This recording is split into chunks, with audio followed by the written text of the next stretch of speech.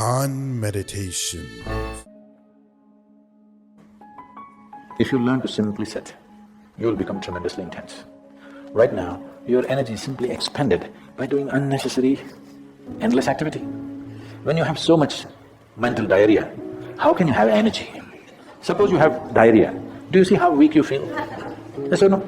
Right now this mental diarrhea, that's why people have no energy. They want to just eat and sleep all the time. Because mental diarrhea, it's very exhausting. If you stop the mental diarrhea, there's enough energy to make this very, very intense. Now how do I stop mental diarrhea?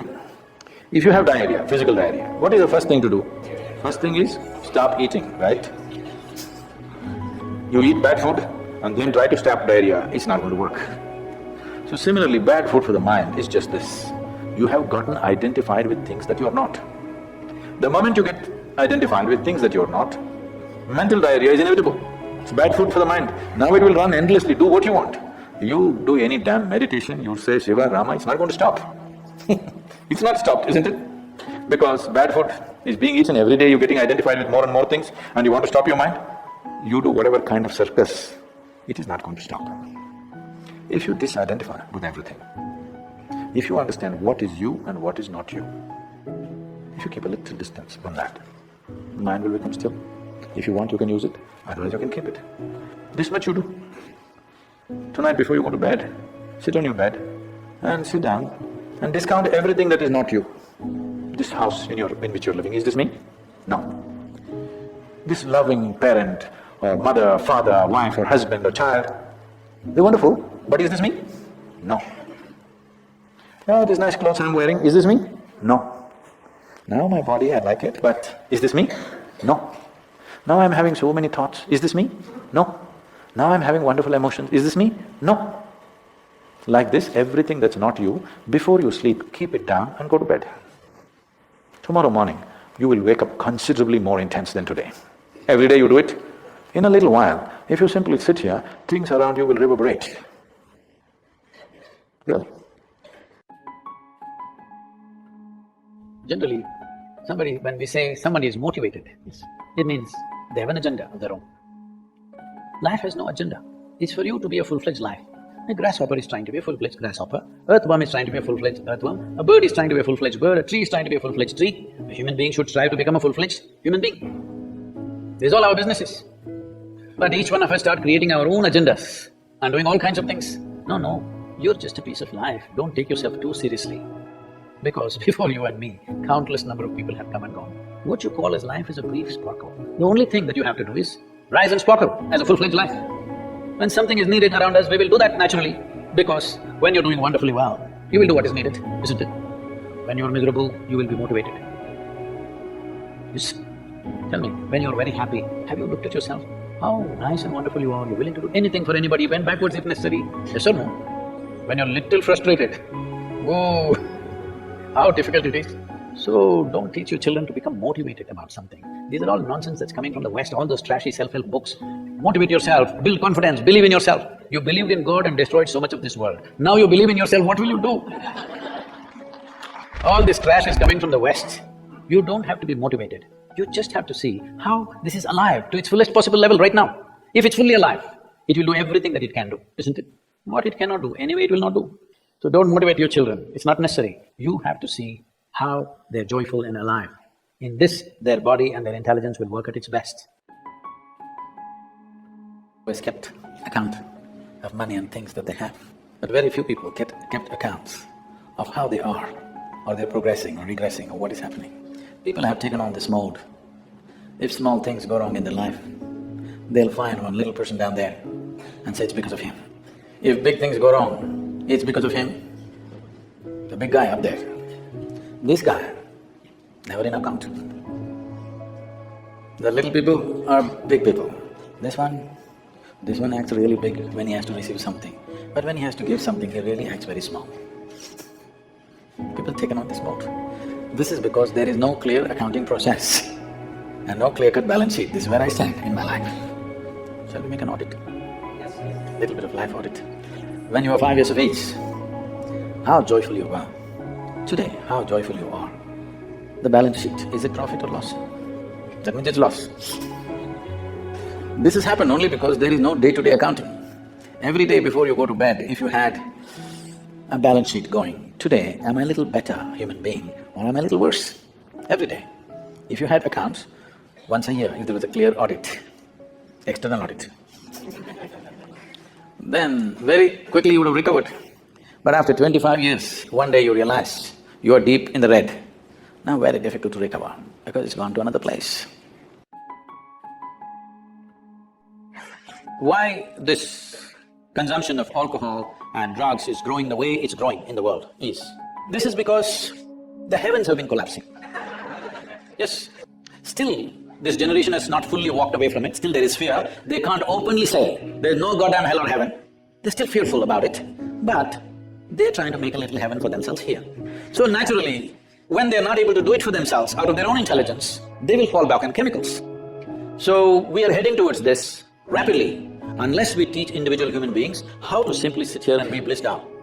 If there was a way to intoxicate yourself without losing your judgment, without losing your awareness, without losing your intelligence, it's a great thing. Intoxication is a fantastic thing. Only problem is, it takes away your judgment, it takes away your intelligence, incapacitates you. That is the problem, isn't it? Is it true that this body here is the greatest chemical factory in the universe right now? The universe that we know at least? Only problem is you're a lousy manager. If you know how to manage this, you would be like me, always blissed out. Anybody can say what they want, anybody can do what they want. This is like this only. Because I have not given this privilege to anybody, that somebody can make me happy, somebody can make me unhappy, somebody can make me miserable. Right now, you are a consequence of other people's opinions. Where do you plan to go like this? Anybody can ruin you. You went outside, somebody told you, Shreya, you are the most wonderful human being we have seen. You were floating on cloud whatever number, and you came home, people at home told you who you really are. And the cloud will crash. No. It's very important that neither this way or that way, we listen to everybody because we could be doing something wrong. Hello?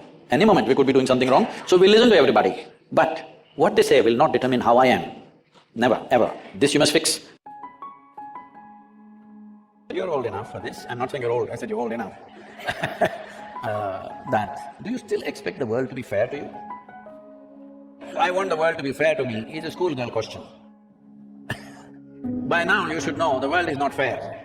It will not be fair to you. But if you dig deep into yourself and have a taste of life, not a taste of your thought and emotion, the taste of life that you are, then you will see life is not just fair, it's just fantastic. So do you want fair life or fantastic life? You must decide.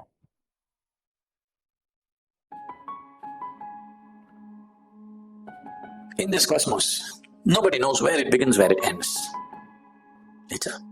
In our perception at least, it's a limitless space. In this space, even if you grind all the libraries on the planet and pour it into your head, still what you know is just a speck in the universe. If you identify with that speck, you will become that speck. Because whatever you identify, you become that, isn't it? But our ignorance is boundless. If you identify with your ignorance, you will become boundless. So, what I'm doing is not because of my confidence, because of clarity. So, in the yogic culture, we evolved a method. We always identify with our ignorance, never with our knowledge. Because, I say belief means just this. I believe in this or that means, I don't know, but I'm bullying you. Why can't I say I don't know? What's the problem? I do not know is a tremendous possibility in human life. If you see I do not know, naturally the longing to know will come, seeking will come, the possibility of knowing will come. Whatever I do not know, I believe, that means you will never know, you will just go on with your own stuff. So this is why believers always need a flock. But the moment you become a seeker, you become alone. Because if you are the only person who believes something on this planet and nobody else believes, you will feel like a bloody fool. You need 25 people around you who believe the same thing. Now you say, all kinds of rubbish. But when once 25 people gather around you and all of you believe the same thing, boom, confidence without clarity will come. Confidence without clarity is a great disaster that has unfolded upon humanity. It's mainly because of belief systems, mainly because people have become unwilling to see what I do not know, I do not know. What is the problem? See, just intellectually thinking I do not know is not the point. You must know the pain of not knowing. The pain of not knowing should sear through you. Only then your intelligence becomes awake. See, just look at this. This is extremely important if you want to grow, if you want to know. It's extremely important you come to the simple understanding. What I know by experience, I know. What I do not know, I do not know. I do not know is a tremendous possibility. If you destroy I do not know, you destroy all possibilities of knowing. Everybody take a little time for this piece of life, okay? Not for your family, not for your career, not for something else. Just for this piece of life. Give it little time because this is the most important piece of life in your life, isn't it? So pay some attention to this. How does it happen? Why have you taken it for granted? Believe me, you're not going to be here forever. I'll bless you with a long life, but you're going to fall dead one day. Yes or no? So do not take this for granted. If you wake up in the morning, tomorrow if you wake up in the morning, no, it's not my wish, but I want you to know, of all the people who go to bed tonight, over 1 million people will not wake up tomorrow morning. And tomorrow, if you and me wake up tomorrow morning, is it not a fantastic thing? 1 million people did not wake up. You woke up. Is it not a great thing? Just look at the ceiling and smile. You are still awake. You're still there. And for many, many millions of people, somebody who's dear to them did not wake up. So just check those 5-6 people around you. They all woke up. Wow, it's a fantastic day. You woke up, and everybody who matters to you around you woke up. Is it not a fantastic day? Yes. You don't think so. Because the problem is just this. You are living with an idea that you're immortal. When I say you're immortal, you're not actually thinking you're immortal, but you're not conscious of your mortality. If you're not conscious of your mortality, somewhere you think you're immortal, isn't it? How many moments in a day are you conscious that you're mortal? If you were conscious, would you have time to crib? Would you have time to fight with somebody? Would you have time to do some rubbish with your life? If you knew, if you're conscious that you're mortal, you would do nothing other than what is absolutely needed for you and everybody around you. This one thing if you do, if you just remind yourself, you don't think it's a negative thing. Death is not a negative thing. It's the only thing which has added value to your life. Just you know, one day I will die. If you're just conscious of this one thing, you will naturally become spiritual. Every day, every moment, if you remind yourself, this is a brief life. I'm mortal. One day I will end. Just do this for 2 days and see. You will become something truly fantastic within yourself. Just this is all. That was some great stuff. Very, very insightful for sure. I got my notes here so I wouldn't forget what I was thinking throughout. So with his first one, he was saying, sit on your bed and think, this house, this is not me. My clothes, this is not me. My body, this is not me. And it's very, very true. It reminds me of a couple things. The Untethered Soul, a book I really like that makes you realize what you are is not any of those things. And it's also not the voice in your head because you can't talk and listen at the same time. And you are the observer. And it also reminds me of A Course in Miracles, which we like to do the daily lessons of. And some of those beginning daily lessons are a similar thing where you go around the room and say, I do not know what this means, basically. And it's just getting you in that mind state that everything around you is not truly what you think it is with your physical mind.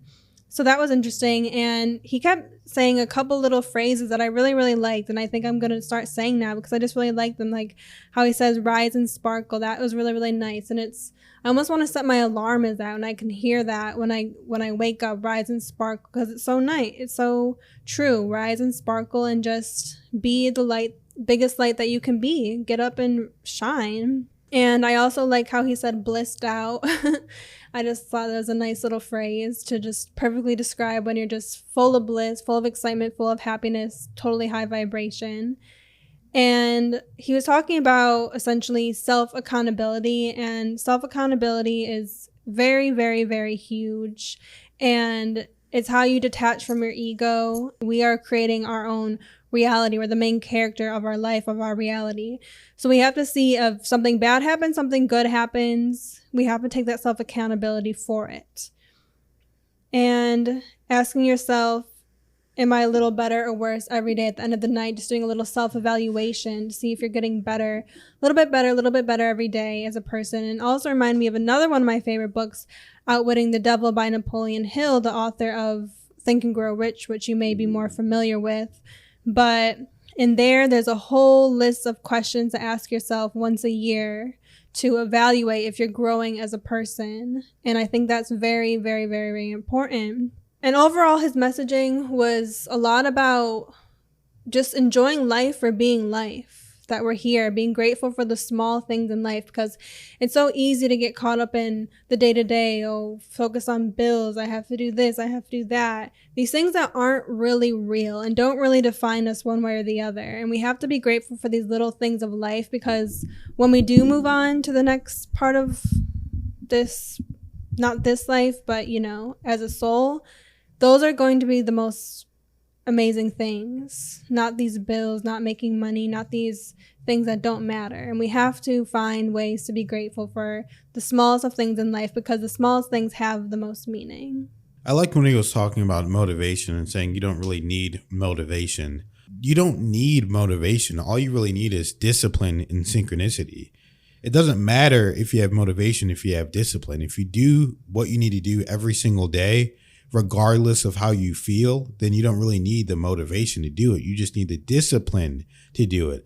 And that discipline will turn into progression. And then once you have that discipline and progression and you're practicing your spiritual concepts and your spirituality, that's where the synchronicity comes into play, where you'll just do what you need to do when you need to do it. And you won't have to worry about it. You won't have to think about it. You'll just say what you need to say when you need to say it, and do what you need to do when you need to do it. And also, whenever he was talking about drugs and doing drugs, because I know a lot of people that like to do a lot of drugs, they like to smoke a lot of weed, and they feel like, oh, this is cool or whatever. Like, I don't have anything against you for smoking weed or doing these drugs that are technically safe, like psychedelics or whatever. But my whole perspective is I can achieve that state without the drug. So why would I need the drug? When you become spiritually advanced enough, you don't need to take these drugs. You don't need to take acid or shrooms or taking the toad or whatever you're doing, DMT or whatever, to see the spirit realm, because you can do that in meditation. You can do that through dreaming, through practicing your dreams, through going to the astral plane, through deep meditation where you're truly walking, skywalking, as some people would say in ancient cultures, and you're walking through different realms and realities. You would be amazed at what you can achieve naturally without these drugs, because to me, these drugs are just a permission slip that's allowing you to be all you can be, and you don't truly need these drugs. And if you feel like you need them, then you need to practice your spirituality more, because you definitely do not need them to be all you need to be. And if you feel like you're addicted to these drugs and you need to smoke weed every single day just to get by, I mean, I'm not judging you or whatever you're doing, and trust me, I have no problem with smoking weed. I've done it. It's whatever, it's a good thing for a lot of different people. But all I'm saying is, if you're addicted to it and you feel like you can't stop and you need it to be in a good mood, or you need it to get to a certain level, then you shouldn't feel like you need that, especially when you're doing these other drugs and you feel like, oh, this is great. I had this great experience, but then you never feel that again. But then you lose touch of having that experience and what that experience feels like, because it's not on your day-to-day essence. It's not your day-to-day vibration.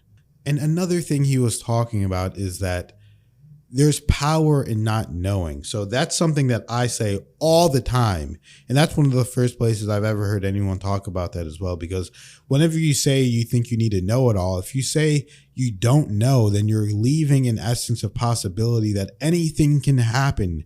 And if you say to yourself, hey, I don't know how, but I am going to do this, then you allow God and the universe and everything around you in your higher mind to formulate and craft reality around you to get it done any way possible, in the best way possible. If you say, hey, this is what I need and it has to be done this way, and this way, then if you're not on that, vibration, and if that's not your truest essence, then it's not going to occur to you in that way. And something else he was talking about is knowing your mortality. Now, as he knows and as I know, you're an infinite being, and you truly are an immortal being, because your soul cannot be destroyed, but your body is mortal and your body will be destroyed. But if your body can be destroyed, and if anything can be destroyed, then it is not real, because we do know that energy and cannot be created nor destroyed. So if something can be destroyed, then it is not real. So your body is not real. So therefore you are not your mind and you are not your body. So knowing that this is the actual fact, then you can truly realize that you can transcend reality. But what he's saying, and the purpose of what he's saying, is that you should take every single day and be the best version of yourself today, because there are people that don't wake up. There are people that do die with regrets, that do die saying, dang, I missed my opportunity to do what I truly needed to do. And they're in the spirit realm and they're in another existence, so going through life review and looking through their life saying, wow, I was an idiot. Why couldn't I see it? It was right in front of me the whole time, but I just chose to have a low vibration. I chose to not do the things I needed to do. I chose to waste my own time in that beautiful life that I was given. I wasted my time. in that life. I wasted a life away. All these people trying to help me, all these guides helping me along the way the whole time. I can see it clearly now, and I didn't listen. It's ridiculous. What was wrong with me? And you'll be able to see it, and you don't want to be one of those people with those regrets. And the last thing I want to go over is whenever he said the world isn't fair. So that's what people have to realize. The world isn't fair. So get over it. Stop trying to be a victim in every situation you can be in, and stop saying this is me and this happened to me, and oh, because this happened to me that I can't do this and I can't do that because I'm this and da da da da da. Whenever you're saying that, you're allowing a system of perpetuation to go throughout the system of reality, because you're saying essentially that I can't do this because I have this. So you're giving yourself a crutch, a perpetuating crutch that's going to perpetuate itself over and over again, because that is the reality that you're creating for yourself by saying that you're a victim, believing you're a victim, believing that you can't do something because of whatever scenario. You're truly holding on to that scenario and just letting it go. Instead of letting it go, you're holding on to it and saying, I can't do this. I can't accomplish what I need to accomplish. I can't do what I need to do because I have this. And therefore, existence is saying that's what you want. Then you want this thing to hold you back, because truly you're an infinite being and you don't need this to hold you back, but you want it to hold you back. Therefore, it will hold you back. So all of those principles that Kelly and I went over are very awesome. They're incredible. And I do like Sadhguru. I do like getting this information out to people and people learning about this information. So if you like this video, like it, comment, guys. Tell me what you want me to react to next, and share the video, because people need to see this. So if you want us to continue doing this, just subscribe, like the video, and if you want to be awesome, then comment and share. But thank you guys for watching. We'll see you in the next one. Yep, we really appreciate you watching, and if you did like this video, make sure you check out the other two on the screen right now. You'll love those. Make sure you're subscribed, and we'll see you in the next video.